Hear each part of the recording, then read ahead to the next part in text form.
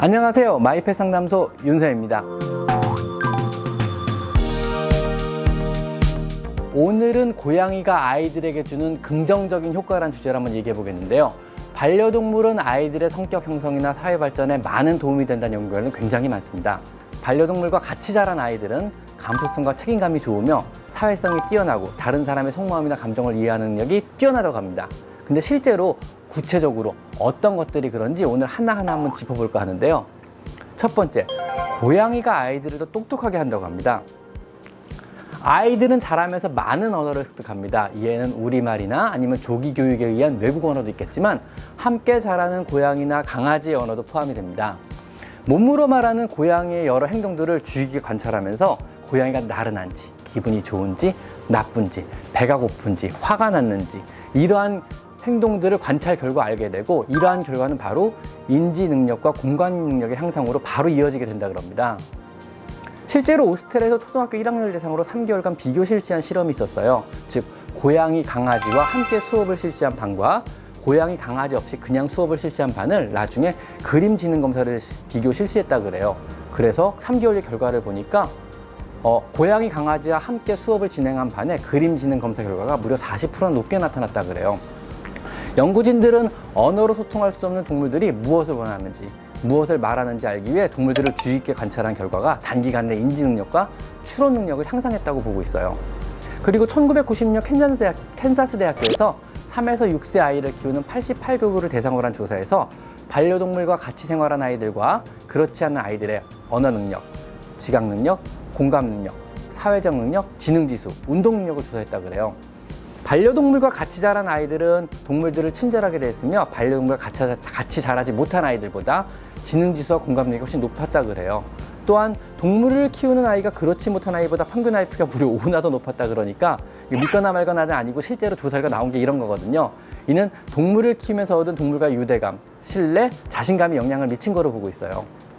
자, 다음 주제입니다. 두 번째, 고양이가 알러지를 치료한다 그러는데요. 이는 오히려 고양이나 강아지가 알러지의 주범이며 아토피의 주범이다 알려진 것과 좀 반대되는 내용의 연구들이 지금 계속적으로 현재도 나오고 있어요. 결과들이요. 그래서 돌 전에 개, 고양이 2마리 이상과 같이 살았던 아이들은요, 그렇지 않았던 아이들에 비해서 6에서 7세가 되었을 때 아토피 등의 알러지 질환 나을 확률이 절반 이하로 떨어진다. 이런 연구 결과가 나왔어요.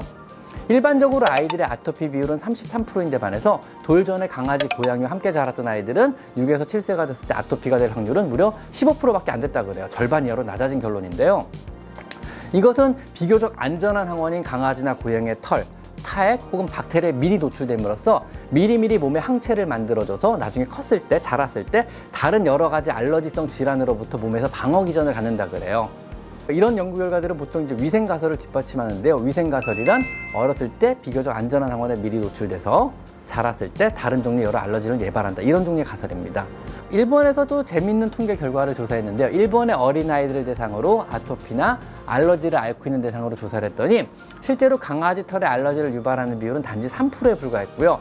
고양이 털에 알러지가 유발되는 비율은 단지 8%밖에 안 됐다 그래요. 그래서 여러분의 가정에서 강아지, 고양이를 키우고 아이가 아토피나 알러지가 있다 그래서 강아지, 고양이를 꼭 치울 필요는 없습니다. 실제로 강아지나 고양이 털에 실제로 아토피나 알러지를 유발할 비율은 3%에서 8%밖에 안 된다는 사실입니다. 실제로 청소를 너무 열심히 하고 흙바닥에서 못 놀게 하고 막 너무너무 깨끗하게 위생관리에 신경 쓰다 보니까 우리나라의 유청소년의 아토피 비율이 그 이후로 급속히 높아졌다 그래요. 그래서 너무 깨끗하게 사는 것도 실제로 아토피나 알러지에 좋지 않을 수도 있습니다. 어린아이의 경우는요. 자, 세 번째 주제는요. 고양이가 아이들의 건강을 더 건강하게 한다는데요. 1962년 보리스 레빈스의 실험으로 반려동물이 아이들의 놀이 대상으로 중요하다는 것이 알려졌고요. 또 1984년 퍼듀 대학의 논문은요. 반려동물과의 놀이를 통해 아이들의 운동량이 증가하고 감각기관이 발달한다고 발표했으면서요. 1982년 미국 국립보건원은요. 반려동물이 아이들의 건강에 상당한 영향을 미친다고 공식적으로 발표했어요.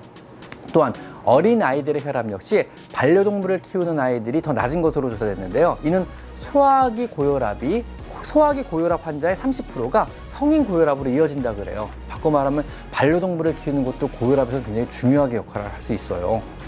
또한 2001년 미국 흉부학계 연구 결과는 더 재밌는데요.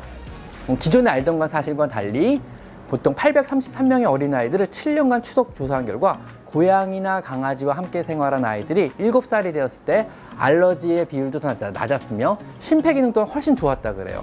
즉 고양이나 강아지가 아이들의 심폐기능도 나빠지게 하고 털이 폐에도 영향을 미치고 알러지도 생길 것과 일반적인 평균과는 완전히 반대되는 결과입니다. 그래서 미국에서 2008년에 한 조사 결과로는 또 반려동물을 키우는 집 아동이 과체중이나 비만이 될 확률이 더 낮았다고 합니다. 그래서 개를 키우는 사람은 그렇지 않은 아이들에 비해서 2배 더 많이 걷는 것으로 조사됐고요. 이는 아마 산책을 통하거나 아니면 고양이랑 뛰어다니면서 더 많은 운동을 해서 비만율이 낮은 걸로 보고 있어요. 자, 마지막 통계는요. 고양이가 아이들의 정서적 발달에 도움이 된다 그래요.